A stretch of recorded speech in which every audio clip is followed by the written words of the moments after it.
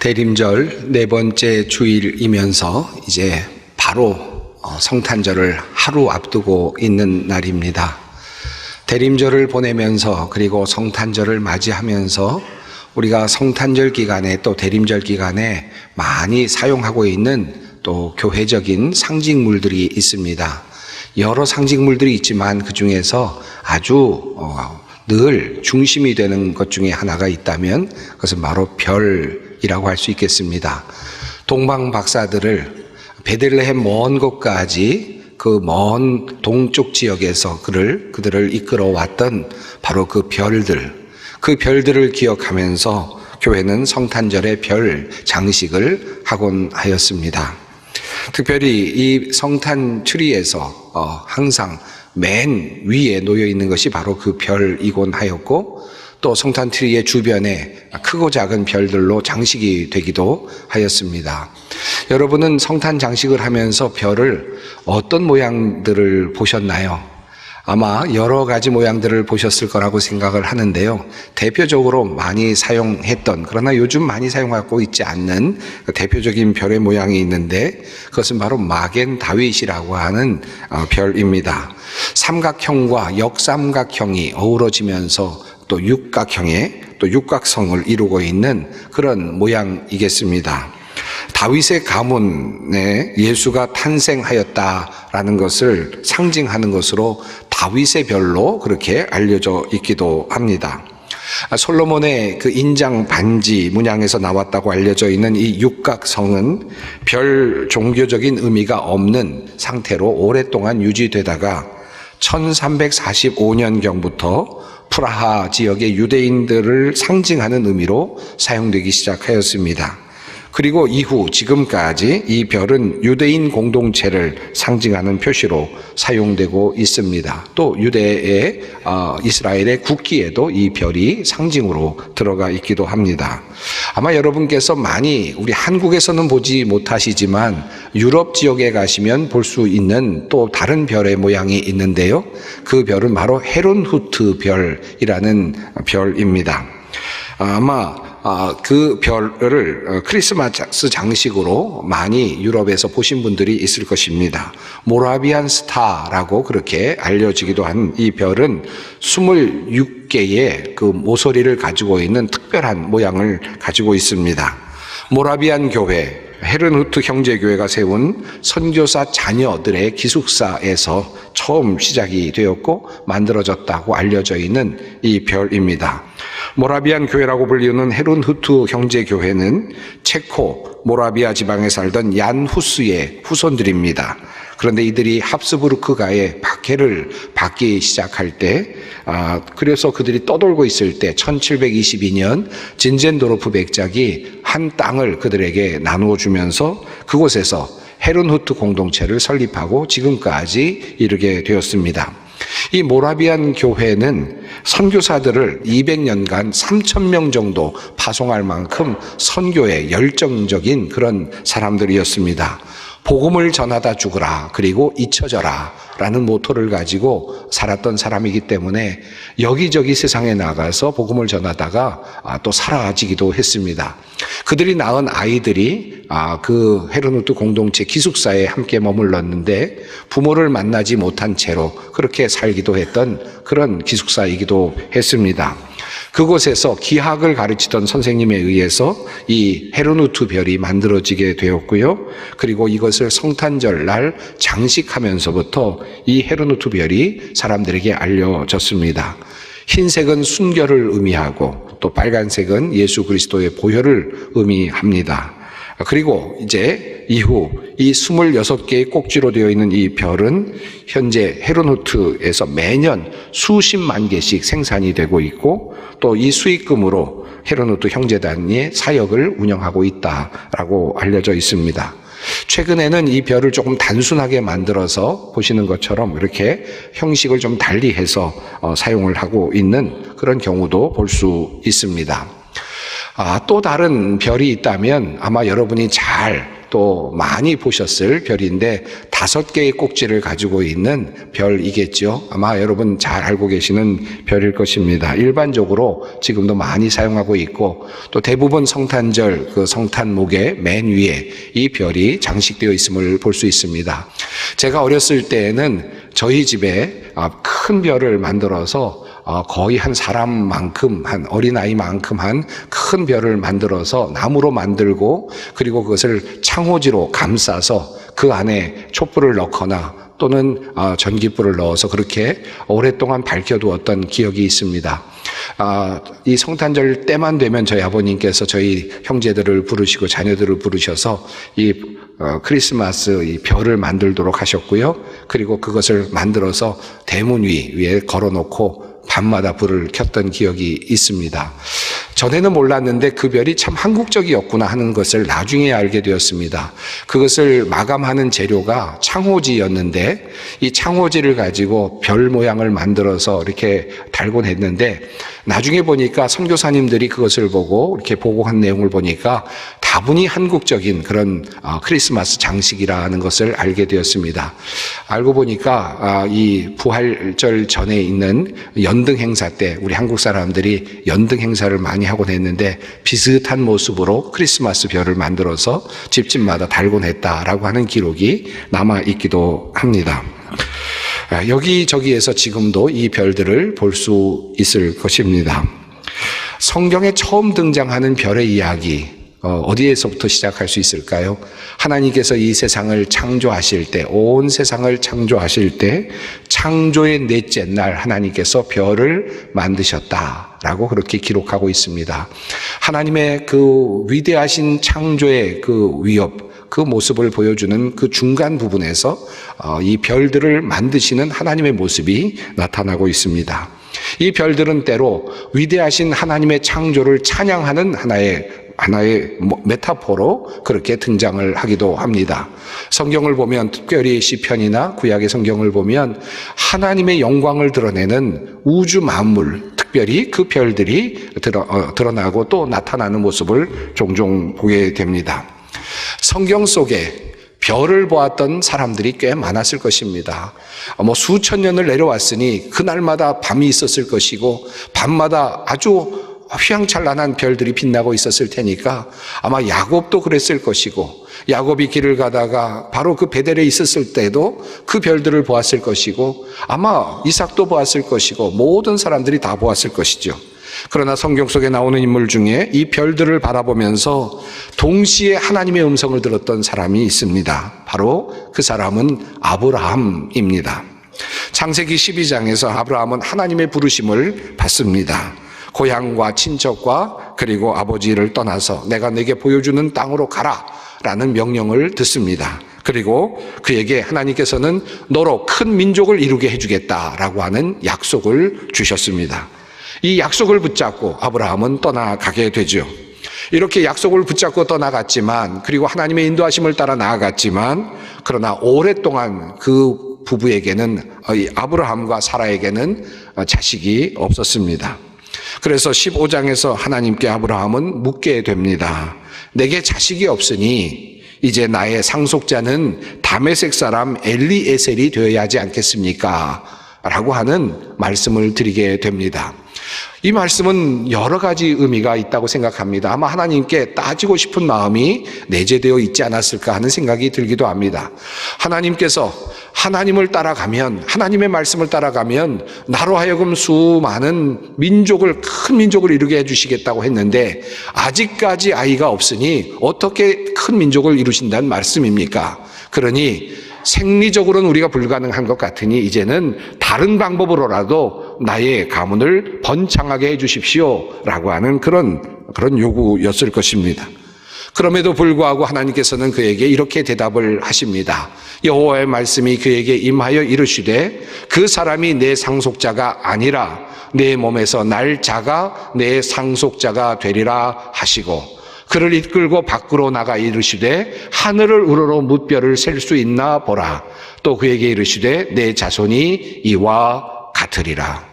바로 이 지점에서 아브라함은 하나님과 함께 별을 보게 됩니다. 그리고 하나님께서는 그 별들을 보여주시면서 너의 자손들이 이처럼 많아지게 될 거다라고 하는 말씀을 해 주셨습니다. 이제 너의 자손들이 이렇게 별과 같이 많아지게 될 것이다 라는 이 약속을 받은 아브라함, 그러나 사실 그 이후에도 좀처럼 그의 자손의 길은 열리지 않았습니다. 자신의 자식은 태어나지 않았습니다.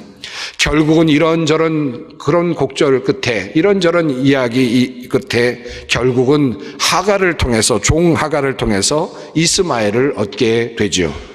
그럼에도 불구하고 하나님께서는 그 이스마엘을 아브라함의 후예로 인정하지 않으셨습니다.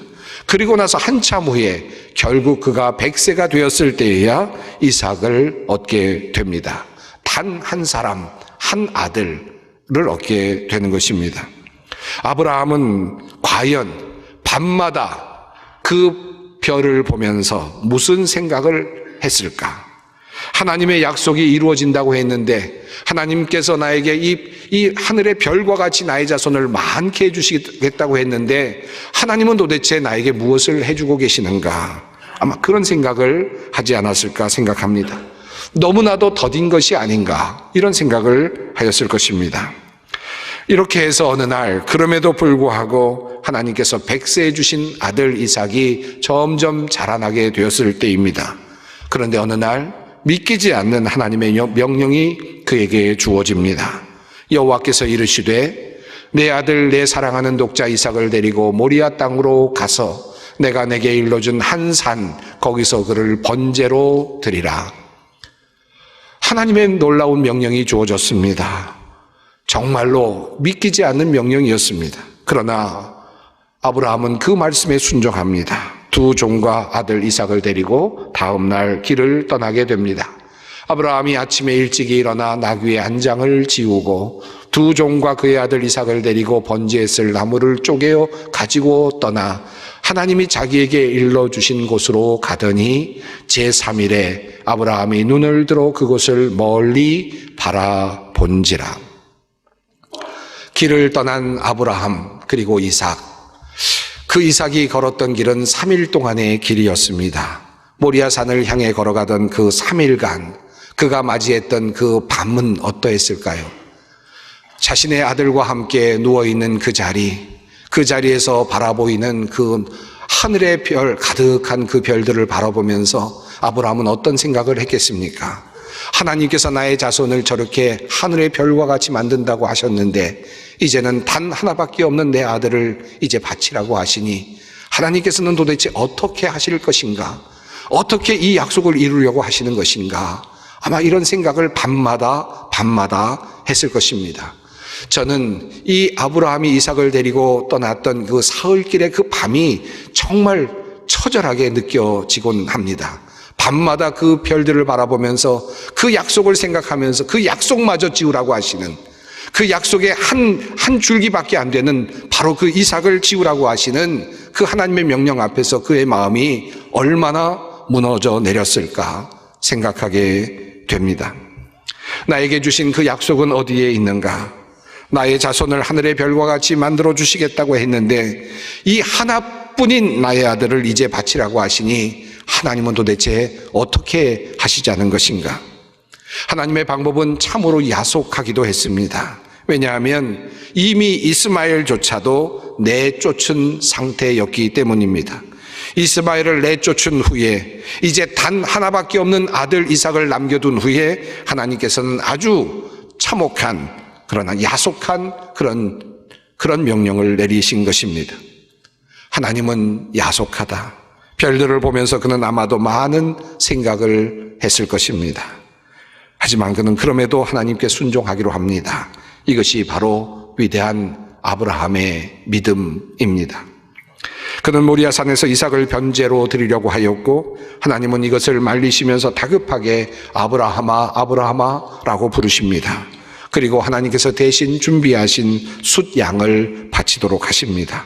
그리고 다시 그 자리에서, 그 모리아산에서 하나님께서는 다시 약속을 다시 갱신하십니다. 이르시되 여호와께서 이르시기를 내가 나를 가리켜 맹세하노니 내가 이같이 행하여 내 아들 내 독자도 아끼지 아니하였은즉 내가 내게 큰 복을 주고 내 씨가 크게 번성하여 하늘의 별과 같고 바닷가의 모래와 같게 하리니 내 씨가 그 대적의 성문을 차지하리라. 하나님께서 이제 모리아 산에서 다시 약속을 주시는데 그 별들을 다시 바라보게 하시면서 너의 자손을 하늘의 별과 같이 내가 만들어 주겠다라고 다시 약속을 하십니다. 이 약속은 아브라함이 들었고 아마도 이삭도 함께 들었을 것입니다. 그들이 고향으로 돌아오는 3일 동안, 집으로 돌아오는 3일 동안의 밤은 어떠했을까요? 그 밤마다 보여지는 그 아름다운 그 별들의 모습은 어떠했을까요? 다시 하나님의 약속, 그 약속이 움트는 어떤 희망으로 그렇게 보이지 않았을까? 그들은 그렇게 기쁨으로 돌아왔습니다. 그리고 수천 년이 지났습니다. 별들의 이야기는 잊혀져 가고, 그리고 아브라함의 자손들은 번성하는 듯 보였지만 그들은 이집트의 노예로 팔려가게 되었고 바벨론의 포로로 잡혀갔고 여러 나라에 흩어져 사는 백성들이 되고 말았습니다. 너의 자손을 하늘의 별과 같이 만들어 주겠다라고 하는 하나님의 약속은 마치 잊혀진 듯 보였습니다. 그렇게 시간이 지나가고 있습니다. 하지만 어느 날 한 별이 나타납니다. 이상한 별, 신기한 별. 이것을 제일 먼저 알아차린 사람들은 동방에서 천문을 관측하던 사람들이었습니다. 그들은 이상한 기운이 있음을 알아차렸고 그것이 위대한 왕의 탄생임을 깨달았습니다. 그리고 그들은 곧바로 그 별이 지시하는 곳을 향합니다. 사실 이 별은 이미 예언자를 통해 예언된 말씀이 이루어지는 것이었습니다. 한 별이 야곱에게서 나오며 한 규가 이스라엘에서 일어나서라고 하는 과거 예언자의 말씀이 응답되는, 이루어지는 바로 그 순간이었습니다. 그리고 훗날 예수님께서 친히 말씀하신 것이기도 합니다. 나 예수는 교회들을 위하여 내 사자를 보내어 이것들을 너희에게 증언하게 하였노라. 나는 다윗의 뿌리요 자손이니 곧 광명한 새벽별이라 하시더라. 광명한 새벽별이다. 내가 바로 그 새벽별이다 말씀하신 그 주님, 바로 그 주님의 탄생을 드러내면서 이제 하늘의 별이 떠 있는 것입니다. 드디어 진정 하나님께서 말씀하셨던 진정한 의미의 별이 떠오른 것입니다. 하나님의 창조의 별을 넘어서서 이제 새로운 별이 세상에 떠오른 것입니다. 바로 이것이 성탄절의 의미입니다. 진실로 하나님의 아들이시며 그리고 하늘에 가득한 별과 같이 빛나는 믿음의 자녀들의 첫 열매가 되시는 바로 그 별이 하늘 위로 떠오른 것입니다. 너의 자손들이 하늘의 별과 같이 많게 하시겠다는 그 말씀 이루어지는 바로 그 첫 번째 별이 등장한 것입니다. 주님께서는 두아디라 교회에 주시는 말씀 중에 이렇게 말씀하셨습니다. 이기는 자와 끝까지 내 일을 지키는 그에게 만국의 권세를 주리니 내가 또 그에게 새벽별을 주리라. 예수 그리스도께서 새벽별이신데 그들을 예수 그리스도를 따르며 예수님을 따라 이기는 자들에게 만국의 권세를 주실 것이고 그들에게 새벽별을 주리라 말씀을 하셨습니다. 다시 말하면 이 말씀은 너희를 별이 되게 하시겠다라는 말씀이기도 합니다. 예수를 따르는 사람들에게 새벽별을 주시겠다. 이런 상상을 해봅니다. 아브라함은 하늘의 별들을 보면서 자신의 육신의 자녀들이 하늘의 별과 같이 될 것이라고 생각했을지 모릅니다. 그러나 그 일은 쉽게 이루어지지 않았습니다. 100살이 될 때까지 이삭 한 사람만 나왔을 뿐이고 또 이삭이 아들을 낳았지만 쌍둥이를 낳았다고 좋아했지만 그러나 그것으로 또 끝이었습니다. 하늘의 별과 같이 빛나는 육신의 자녀들은 이 세상에서 이루어지지 못하였습니다. 100살을 기다려 얻었던 아들 이삭을 얻었던 것처럼 수천 년이 지난 후에 하나님의 약속이 드디어 이루어지고 있는 것이었습니다. 이제 하나님께서 하셨던 말씀의 본 모습이 드러납니다. 이 말씀은 하나님께서 먼 훗날 아브라함의 자손을 통하여 진정한 하나님의 자녀들이 별과 같이 빛나게 될 것임을 알려주시는 말씀이었던 것입니다. 예수 그리스도께서 그 첫 번째 별이 되시고 그 이후에 예수를 따라 믿음을 가졌던 사람들, 이기는 자, 주님의 일을 지키는 사람들이 별이 될 것임을 말씀하고 계시는 것입니다. 이것이 바로 아브라함이 보았던 영적 실상입니다. 그리고 그 일은 마침내 이루어졌고 또 이루어질 것입니다. 다니엘을 통하여 주셨던 그 말씀이 마침내 이루어지는 것입니다. 지혜 있는 자는 궁창의 빛과 같이 빛날 것이요 많은 사람을 옳은 대로 돌아오게 한 자는 별과 같이 영원토록 빛나리라.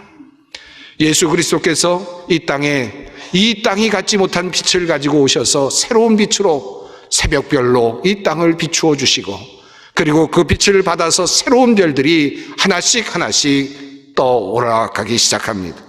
그리고 하늘의 모든 궁창에 있었던 별들처럼 그렇게 하나씩 오르고 또 올라갑니다. 하늘의 별처럼 수많은 하나님의 자손들이, 아브라함의 자손들이 빛을 발하고 있습니다. 이 빛은 세상의 빛이 아니라, 태양의 빛이 아니라 주님으로부터 나온 하늘의 빛이며 이 세상이 갖지 못한 빛입니다. 이 빛을 비추어내는 별들이 빛나는 것입니다. 저는 돌아가신 아버님을 생각할 때마다, 전에도 말씀을 드린 바가 있습니다마는, 하늘을 종종 바라보면서 별들을 세곤 합니다. 그리고 저 별이 아버지의 별일까? 저 빛나는 별이 나의 아버지의 별일까? 이런 생각을 하면서 마음을 또다시 잡곤 합니다. 별이 빛나는 밤, 한 별이 떠올랐고 그 별과 더불어 이제 수많은 별들이 하나씩 떠오릅니다. 그리고 그들이 세상을 비춥니다. 그 별들이 이 온 하늘을 가득 메우고 또 가득 마침내 메우게 될 것입니다. 이곳에 있는 모든 분들도 역시 한 분 한 분이 주님의 빛이요 주님의 별이 될 것입니다. 이 놀라운 구원의 비밀, 하나님의 섭리를 깨닫고 기쁨으로 맞이하는 오늘 성탄절이 되기를 바랍니다.